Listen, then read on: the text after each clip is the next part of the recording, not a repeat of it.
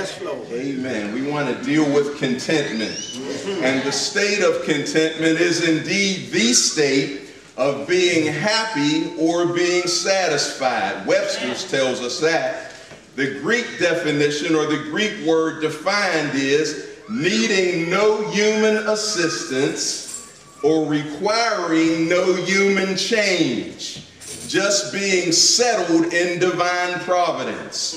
That's heavy, so I'm going to say it again. Yeah. Being content, according to the literal definition of the word that is used in the text that we read, means being in a state where you require no human assistance and you're looking for no human changes. You are settled in divine providence. Amen. I said human changes now. Because God is a God that changes things. Yes, sir. Now we're living in a time, my brothers and my sisters, or times where people are living in a state of discontent. All right. It is very hard these days to find folk that are satisfied. All right. It is probably rare in your own experience for somebody to come up to you and say to you, I'm just so content and I'm just so satisfied in the conditions that I find myself in. People generally are always looking for something different, or always chasing after something new, or always trying to find something that they don't have. One anonymous poet said, when it is hot, man wants cold. When it is cold, man wants hot. Man always wants what it is not. It just seems like people are generally running around in a state of being unsatisfied. That's why you find single people running around Azalea Park and looking at couples hugged up on the park benches and wondering when they're going to get their turn and when time's going to come where they're going to be coupled up with somebody else. And you don't have any idea with them folks sitting on that park bench making goo-goo eyes at each other in the park, what they're dealing with when they leave the park and go home. And so you've got to learn how to be content in the state that you're in. And in the same way, a whole bunch of married folks still trying to live single and trying to refer to their significant other as the ball and chain, or trying to seek ways to get away from the house, hanging out on the corner, or running the street, or hanging out in the club, or trying to find every kind of way possible to still live like they're single when they're married, because they're not content or satisfied in the state that they're in. Some folk are looking for contentment in location, thinking that contentment is found in a place, and that's why you find people, not you, but somebody that you know, people who are jumped from job to job to job, and when they get in one job and out of another job, it's always somebody else's fault. That's always something that somebody else has done.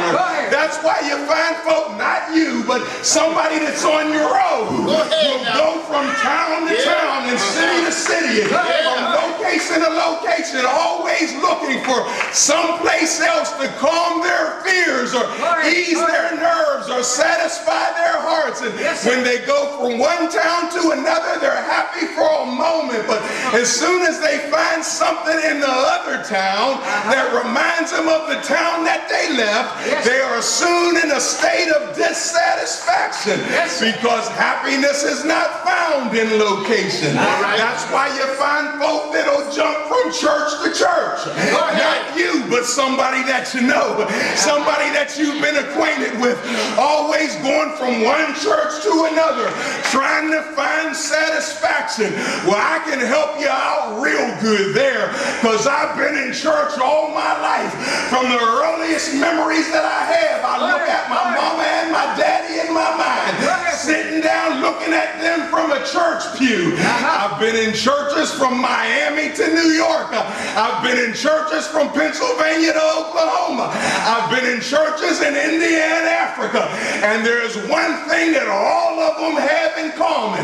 Every church you find has people in it. And wherever you find people, sooner or later you're going to find some problems. And so you might as well stop running around from city to city and town to town, from church to pew to pew, and realize that happiness is not found in a a place. Happiness is found in Jesus.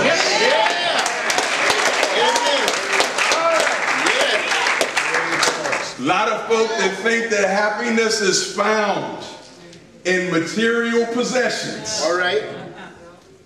And so if the check is in the mail, happy.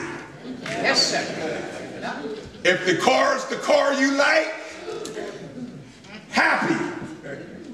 Okay. If you're living in a house that thrills you, happy. Okay. But when the bill is in the mail, happiness out the window. When the car got to go to the shop, Help us, Lord. happiness has flown the coop. When you find that stuff in a big house break just like stuff in a little house, all of a sudden happiness is gone. Because if you are searching for happiness and what you have or what you don't have, what you have or what you don't have is always going to be changing. And as a matter of fact, Jesus says that life doesn't consist in what a man has. And so you can have a whole bunch of stuff and still not be happy. You're not going to say amen, but there's a whole lot of rich people in misery. A whole lot of people with millions of dollars trying to figure out how they can get more. That's why we're scratching our heads now with our economy going down the drain and millionaires that have put us in the position that we're in. Instead of using the money that has come from our tax dollars to straighten out the mess that we're in, they write a check to themselves for another bonus. It's because the rich are not happy with riches, and no matter how much you have, you always want more. One of the reasons why that picture is on the PowerPoint up there is because that picture represents, or that picture is a bringing back home of a school that we visited when we were in West Africa.